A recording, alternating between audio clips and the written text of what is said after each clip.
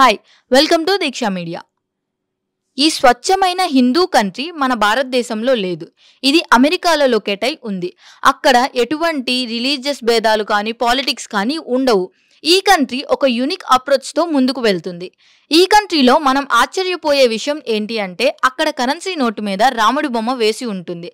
And ఆ currency note యొక్క విలువ వచ్చేసరికి $10 తో సమానంగా ఉంటుంది.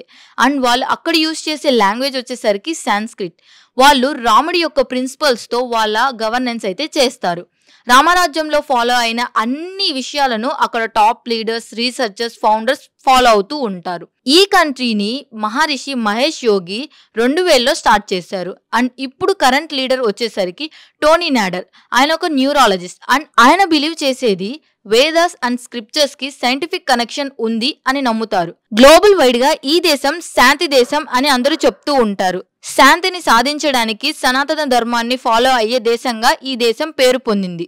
అండ్ ఇది చాలా మంది నమ్మరు, కానీ ఇదే నిజం. Please do subscribe, like, share.